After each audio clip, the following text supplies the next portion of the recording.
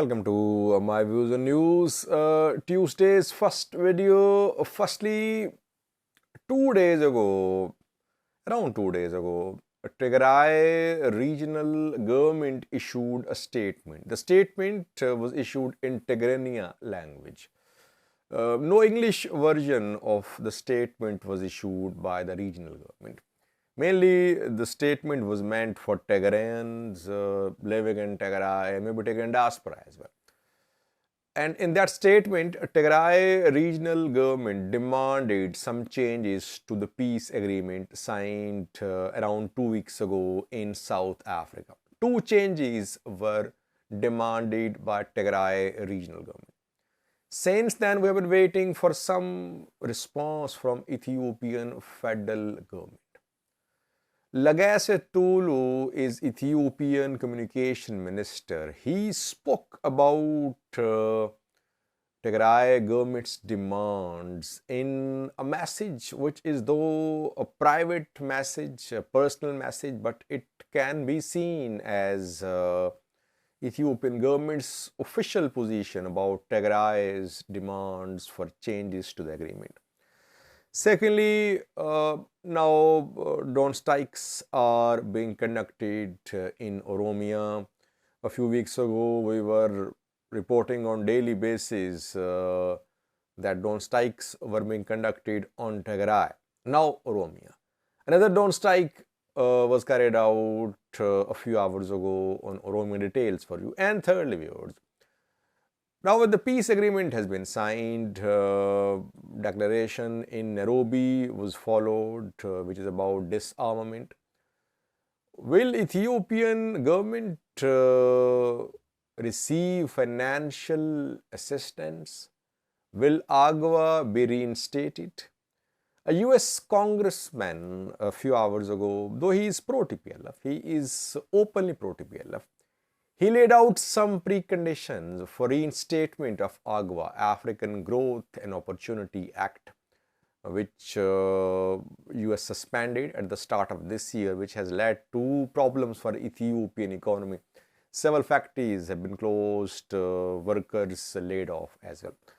Firstly, viewers, Tigray regional government 2 days ago demanded two amendments, two changes to the peace agreement. It said, firstly, that the word TPLF should be replaced by Tigray regional government. The agreement was between Tigray regional government and Ethiopian federal government. It wasn't between TPLF and Ethiopian federal government. Secondly, it said that the government of Tigray was elected government. It was elected by the people of Tigray. And only people of Tigray had the right to dissolve the government. But the agreement states that an interim setup will be put in place in Tigray, and Tigray government will be dissolved. So the two demands were made by Tigray regional government. Though the demands were made through a statement which was issued in Tigrania, shared by some Tigray official news sources too. No statement in English was issued. No statement from any Tigray spokesperson speaking about the two demands. I have not heard Getachew, Professor Kendea mention these two demands, but the statement was issued. It was shared widely by Tigrayan activists, Tigrayan diaspora community members, Tigrayan journalists too. What is Ethiopian government's position? Ethiopian government is not officially addressing the two demands of Tigray regional government. Like Tigray regional government did not officially issue a signed statement regarding the two demands. Though the statement was from Tigray regional government, it was in Tigrania, we did not say signed version of the statement. Lagasse Tulu is Ethiopian communication minister. He texted a few hours ago, he shared a message on his social media page. He said, the other side can demand this or demand that, that they will not accept this, they will not accept that. They can say that. But it will not change anything on the ground. It will not change articles of the agreement. Because on the ground situation is not in favor of any changes to the agreement. So he said that what TPLF agreed to in Pretoria was due to battlefield developments, that in the battlefield, Tigray fighters suffered losses, they were at a serious military disadvantage. That is why they agreed to whatever they agreed to in Pretoria, South Africa. So on the ground situation is not such which is favorable for TPLF to make these two demands. I said in a video 2 days ago that the demands of the Tigray regional government would not be met. But those are not small demands. If Tigray regional government stays in power, if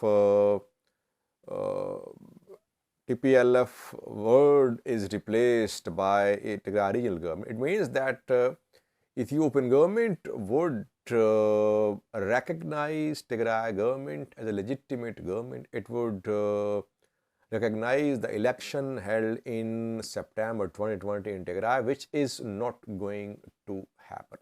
Let's see, will Tigray put pressure?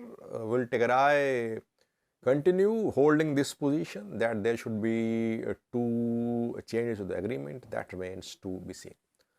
Secondly, words, dawn strikes are now being conducted on Oromia regularly. Almost after every 2 to 3 days, we hear news about fighting and especially dawn strikes in Oromia. Fighting going on for years, but now dawn strikes being conducted in Western Oromia twice a week, thrice a week mostly.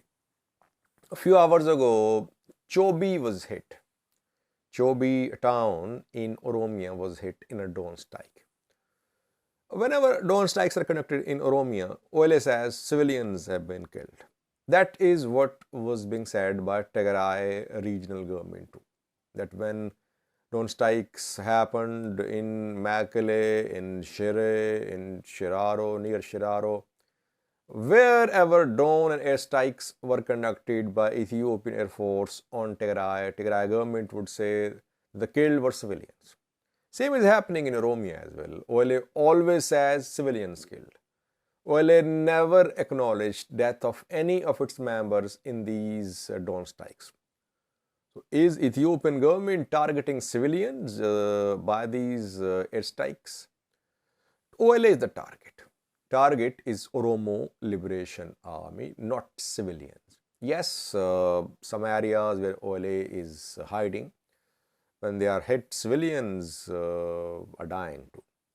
Localities where OLA has hideouts and perhaps some OLA sympathizers, civilians are being hit too. But main target is Oromo Liberation Army. Around 20 were killed reportedly in Chobi in the dawn strike conducted a few hours ago, and dozens were injured. We have seen dawn strikes in Mitavol-Kaite as well, in Mandi too. So in different parts of Western Oromia, in Valaga, these dawn strikes are continuing. Thirdly, viewers, a pro-TPLF US congressman a few hours ago laid out some preconditions for the restoration of AGOA. African Growth and Opportunity Act was suspended. Ethiopian membership of this agreement was suspended at the start of this year. Under this act, Ethiopian exports, some Ethiopian export items had duty-free access to US markets. And economic zones in Ethiopia were manufacturing some products which were being exported to US without duty charged by US. But AGOA was suspended after there was no progress in peaceful solution to the conflict at the start of this year. Ethiopia protested. Ethiopia launched a movement as well to stop US from suspending Ethiopia from AGOA, for reinstatement of AGOA as well. But the effort did not succeed. US suspended Ethiopia from this program. Now, when peace agreement has been signed, it is being said that AGOA should be reinstated. A US Congressman, Brad Sherman, a few hours ago laid out some preconditions for reinstatement of Ethiopia as an AGOA partner. He said that first of all, unhindered, free, unfettered delivery of aid to Tigray should be ensured before reinstatement of Ethiopia as partner of AGOA. And secondly, before international lending institutions should start supporting Ethiopia financially. Ethiopia should meet these requirements, that aid delivered to Tigray must be accelerated, free, unhindered, unfettered delivery. Secondly, he said that full end to fighting must be ensured. Thirdly, that human rights monitors, human rights agencies must be allowed to enter Tigray so that civilians who were detained by Tigray, who were detained in Tigray, in Western Tigray by Ethiopian government, by other players, must be released. And lastly, he talked about internet, that internet cut off in Tigray for months. There must be restoration of internet before AGOA can be restored. Ethiopian government will definitely receive financial support from international community in coming days. Ethiopia is eyeing rescheduling of its loans, which is one of the main concerns for Ethiopian economy. Restoration of AGOA is important as well because several factories were laying off their workers. They were closing in Ethiopian economic zones because US suspended AGOA. And now definitely Ethiopia will intensify its lobbying efforts in the US to convince US government to make Ethiopia part of AGOA once again. Thank you for watching.